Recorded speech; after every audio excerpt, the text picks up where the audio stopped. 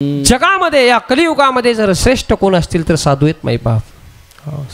देवापेक्षाही श्रेष्ठ थोर आहेत. साधू थोर जाणा, साधू थोर जाणा.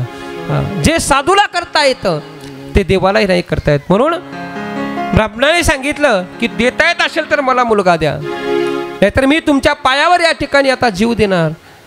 आणि मग साधूला दया आली. साधूने सांगितलं ठीक आहे बाबा. आणि मग एक फळ घेतलं आणि आत्मदेव नावाच्या ब्राह्मण हातात दिलं आणि सांगितलं की हे फळ तुझ्या पत्नीला खायला दे, नक्कीच तुला मुलगा होईल. आणि मग त्या ठिकाणी आत्मदेव नावाचा ब्राह्मण आनंदाने उड्या मारू लागला. वा, किती श्रेष्ठ असतात साधू, किती चांगले असतात साधू. तुम्ही जे करताल तेच या ठिकाणी होते. आनंदाने उड्या मारत मारत घरी आला. घरी आल्यानंतर पाहिलं, आपल्या पत्नीला सांगितलं अगं ऐकलंस का, पहा मी काय आणलं, मी तुझ्यासाठी काय आणलं, बघ इकडे बघ काय आणलं. त्यावेळेस पत्नी धावत पळत बाहेर आली आणि पत्नीने विचारलं काय आणलं बघू द्या. त्यावेळेस तिने सांगितलं की हे बघ हे मी फळ आणलंय, हे फळ जर तू खाल्लंस ना तर या ठिकाणी आपल्याला मुलगा होईल. त्यावेळेस तिला वाटलं काय नाही काय नाही, फळ घेऊन चालली. मला वाटलं एखादा नेकलेस आणला का नाही. ती आनंदानेच उड्या मारीत बाहेर आली. तिला वाटली नेकलेसच आणला का, एखादा गंटन आणलं काय, की उड्या मारीत बाहेर आली. पण आणलं काय तर फळ. आणि मग तिने सांगितलं की ठीक आहे द्या म्हणे, मी खाईल म्हणे. नंतर विश्वास नव्हता बाई बाप, कर्कशा होती. आणि मग इकडे ब्राह्मण शेजारी पाजारी जाऊन आनंदाने उड्या मारू लागला की बघा आजपासून आनंद होता माईबाप, आनंद होता जीवनामध्ये. कारण खूप दिवस पोटी मुलं बाळ नव्हतं आणि आता साधूने फळ दिलंय, नक्कीच मुलगा झाल्याशिवाय राहणार नाही. आनंद वाटू लागला. पण इकडे फळ पत्नीच्या हातात दिलं आणि पत्नी ते फळ हातात घेऊन बसली. खाऊ का नको, खाऊ का नको विचार करू लागले. तिला वाटलं असं फळ खाल्ल्याने कुठं मुलं बाळ होतात का, विचार करत बसली होती. आणि तो विचार करत असताना मग एक शेजारीन आली आणि शेजारीन आल्यानंतर तिने सांगितलं का ग धुंदुली काय करतेस, झालं का तुझं सगळं स्वयंपाक पाणी धुणी भांडी सगळी झाली का. अरे ती म्हणे सगळं झालंय पण मला एक चिंता आहे. काय चिंता आहे तुला. अगं बघ ना म्हणे आमच्या त्यांनी काही नाही हे फळ आणलं म्हणे आणि त्यांनी सांगितलं की हे फळ खाल्लं की या ठिकाणी मुलगा होणार आहे. आणि मग शेजारीन चांगली होती ती, शेजारीन चांगलं सांगणारी नव्हती. शेजारीनं समजून सांगितलं अगं चांगलं आहे ना. मग साधूने दिलेलं फळे, साधूने दिलेला प्रसाद वाया जात नाही, साधूने दिलेला प्रसाद वाया जात नाही. अगं खा आणि फळ खाल्लं ना तर झालाच तर मुलगा होईल आणि नाही जरी झाला तर त्या फळाचा थोडीच तुला काही वाईट उपयोग होणार आहे, काही होणार नाही त्याने. आणि मग त्याच्यापेक्षा तू फळ खा. मग तिने पुन्हा त्या ठिकाणी तर्क वितर्क करू लागली. ती मायबाप कर्कशा असल्यामुळे तिच्या मनामध्ये वाईट विचार येऊ लागले. तिने सांगितलं ठीक आहे अगं मी फळ खाईल, पण असं फळ जर खाल्लं तर मग मी या ठिकाणी गरोदर राहील आणि गरोदर झाल्यानंतर माझ्या पोटामध्ये बाळ असेल आणि बाळ पोटामध्ये असल्यानंतर माझं जेवण कमी होईल, असं ती त्या ठिकाणी तिला शेजारणीला सांगू लागली.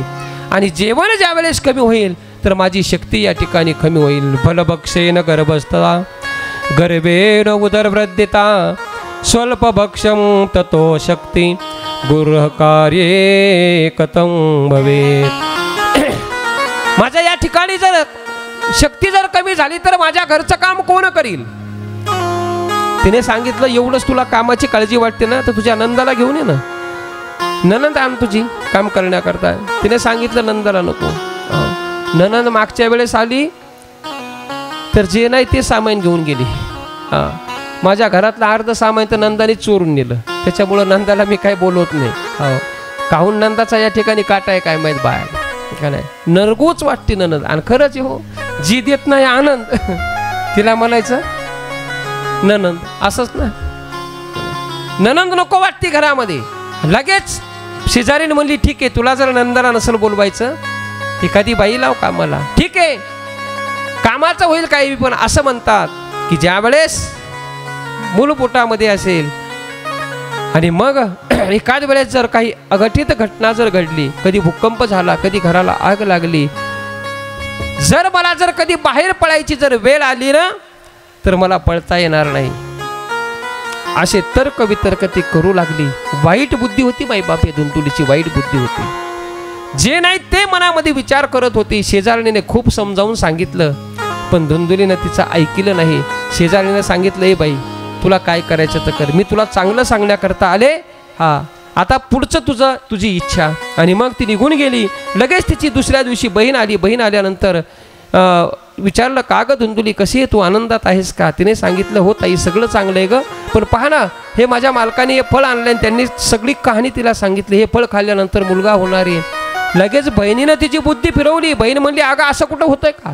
फळं खाल्ल्याने कुठं मुलं बाळ होत असतात का? आणि तुला जर एवढं जर वाटत असेल ह्या फळ खाल्ल्याने मुलगा होणार आहे, ह्या फळाची जर परीक्षा घ्यायची असेल तर हे फळ गाईला खाऊ घाल. फळ हे गाईला खाऊ घाल. आणि तुला जर मुलगा पाहिजे असेल तर यावेळेस मी आता गरोदर आहे, मला झालेला मुलगा मी तुला देईल. बहिणीने सांगितलं, मला झालेला मुलगा मी तुला देईल. त्यावेळेस बाईबाप, आता हिला तेवढंच पाहिजे होतं बहिणीला, कारण हिला पहिले 7-8 होते. तिला वाटलं कितीक तरी होऊ द्यायची. ती म्हणली, मला झालेला तुला देऊन टाकेल. तिची बुद्धी फिरवली. आणि मग तिथे माईबाप धुंदुलीची सुद्धा बुद्धी फिरली. तिने ते फळ गाईला खाऊ घातलं. आणि इकडे मग माईबाप नुसतं गरोदरपणाचं सोंग केलं. आपल्या गुटे घालोनी वाढविले पोट, चिरगुटे घालोनी वाढविले पोट, चिरगुटे घालोनी वाढविले पोट, चिरगुटे घालोनी वाढविले पोट, वाढविले पोट, चिरगुटे घालोनी वाढविले पोट, चिरगुटे घालोनी वाढविले पोट, चिरगुटे घालोनी वाढविले पोट. गर्भात जन्माचे, गर्भात जन्माचे,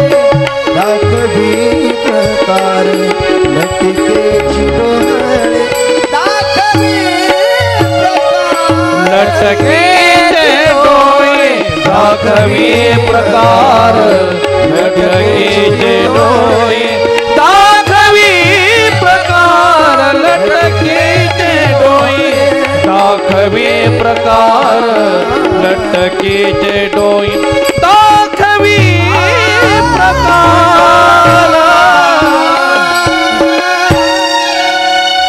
गरोदरपणाचं सोंग केलं माईबाप. आता ते सोंगच होतं ते. चिरगुटे घालोनी वाढविले पोट, अन गर्भार बोबाट जनामध्ये. सगळं नाटक होतं त्या ठिकाणी. आणि मग बरोबर त्या ठिकाणी काही दिवसांनी बहिणीला मुलगा झाला. रातोरात तिने हिला आणून दिला. आणि ते आणून दिल्यानंतर इकडे मालकाला सांगितलं, मुलगा झाला, मुलगा झाला. आत्मदेव नावाचा ब्राह्मण आनंदाने उड्या मारू लागला. वा, मुलगा झाला, मुलगा झाला, मुलगा झाला, आनंद झाला. आणि पुढे काही महिन्यांनी परत ज्या गाईला फळ खाऊ घातलं होतं ना, ती गाईला सुद्धा माईबाप 9 महिन्यांनी तिला सुद्धा मुलगा झाला. पण तो मुलगा असा झाला माईबाप, सगळं शरीर माणसाचं, फक्त कान होते गाईसारखे. आणि म्हणून त्याचं नाव होतं गोकर्ण भगवान की जय.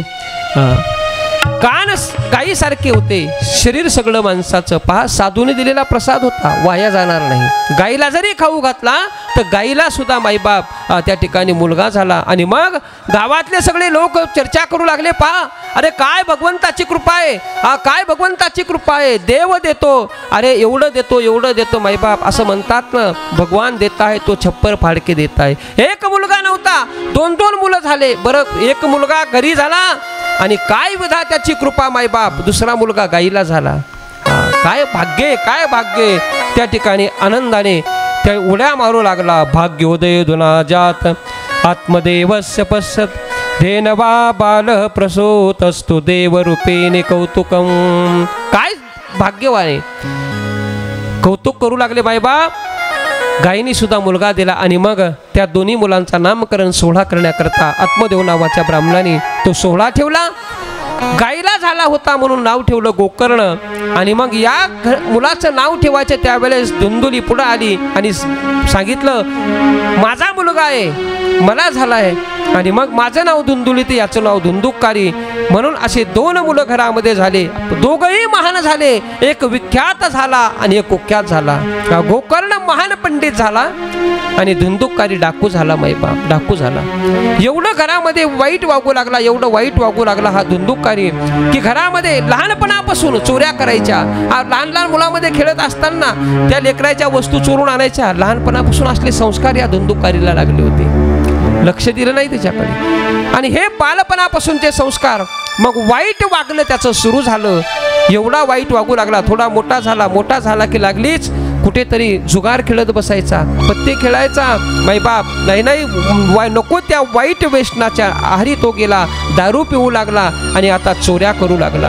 आणि ज्यावेळेस चोऱ्या करू लागला, दारू पिऊ लागला, मोठमोठ्या जुगार त्या ठिकाणी खेळू लागला, त्यावेळेस आत्मदेव नावाचा ब्राह्मण परत दुःखी झाला.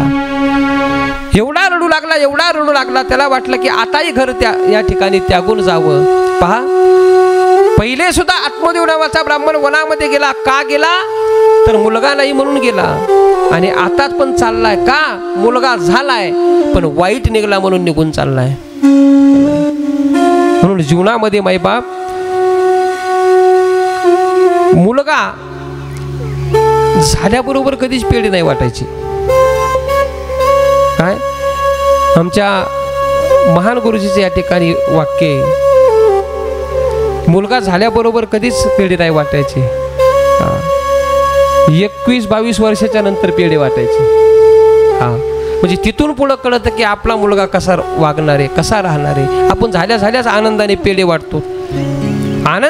वाटतो, आणि नंतर मायबाप मुलं वाईट निघतात. हे दुःख आत्मदेव नावाच्या ब्राह्मणाला झालं. आणि त्यावेळेस मग वाईट वाटून वनामध्ये निघून गेला.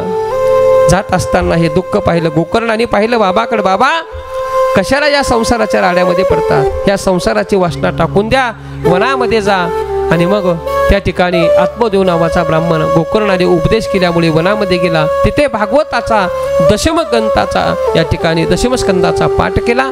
आणि पाठ करून त्या ठिकाणी परमगतीला आत्मदेव नावाचा ब्राह्मण मैबाप परमगतीला प्राप्त झाला. पण इकडे वडील वनामध्ये गेले आणि मग जास्तच आता धुंदुकारी चोऱ्या करू लागला. आईला त्या ठिकाणी पकडलंस. आईला म्हणू लागला, आई सांग, बाबाने सगळे पैसा आदला, सगळी धन दौलत तुझ्यापाशी दिली असेल, सगळं काय ते मला देऊन टाक.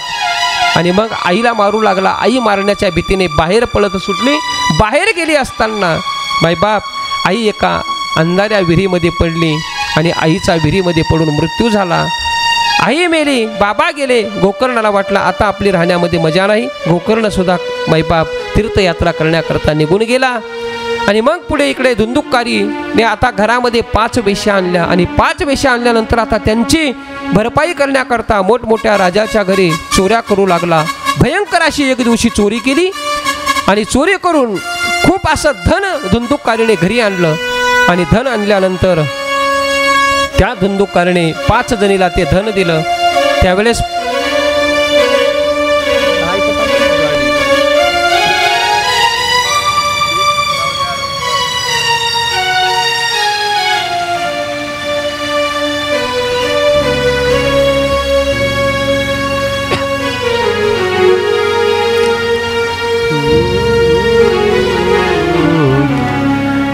गोपाल कृष्ण भगवान की जय. 5 वेश्या घरी आणल्यानंतर लागेन तेवढं धन आणून देऊ लागला. 5 जणीला धन वाटलं. आणि धन वाटल्यानंतर 5 जणींनी विचार केला, हा किती चोऱ्या करतोय, किती धन चोरून आणतोय, एक दिवस नक्की पकडल्या जाईल. आणि ज्यावेळेस राजाच्या हाती लागेल त्यावेळेस हा आपले नावं सांगेल. आणि म्हणून 5 जणीने त्याला दोरीने बांधलं. पलंगावर त्या ठिकाणी 5 जणी ओढू लागल्या, मारू लागल्या. मोठमोठ्याने धुंदुकारी ओरडू लागला. आणि त्यावेळेस ओरडत असताना एक जण धावत पळत गेली. चुलीमध्ये लाल बुंद असणारे कोळसे आणले आणि धुंदुकारीच्या तोंडामध्ये त्या ठिकाणी ओतले.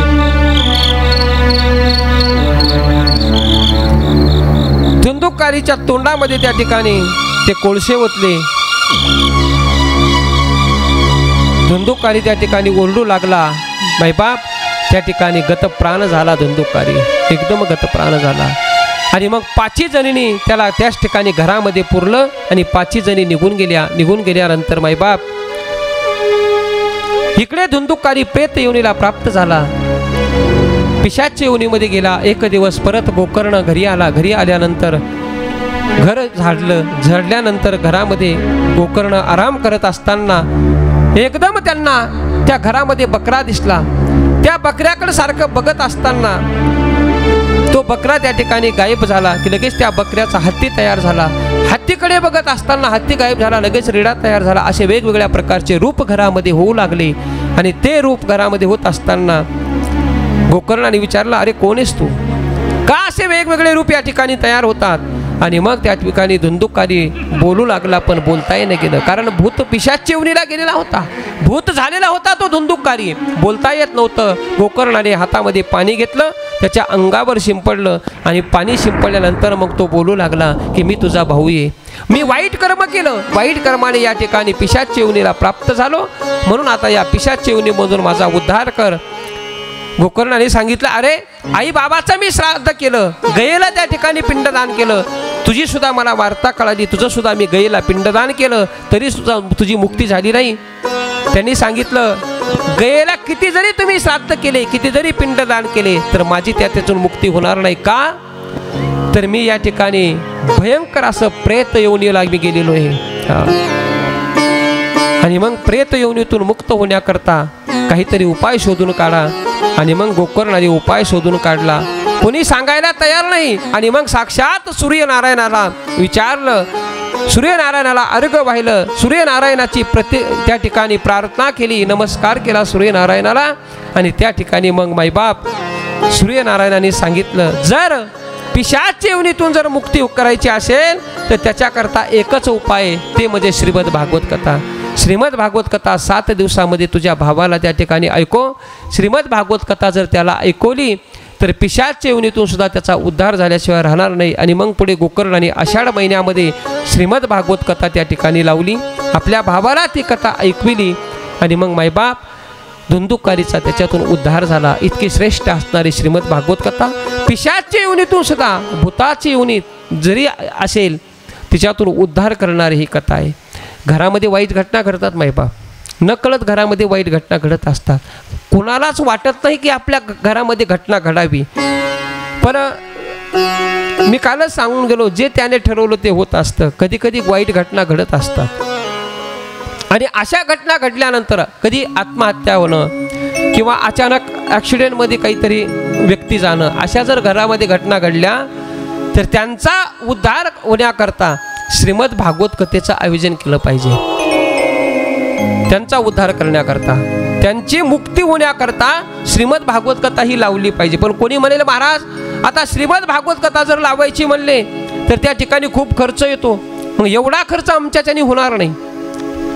आता किती जरी साधे जरी आपण या ठिकाणी कोणी बोलवायचं, ब्राह्मण देवता बोलवायची, त्यांच्या हाताने हा ग्रंथ वाचून घ्यायचा, तरी पण नाही जरी म्हणलं तर खर्च येतोच.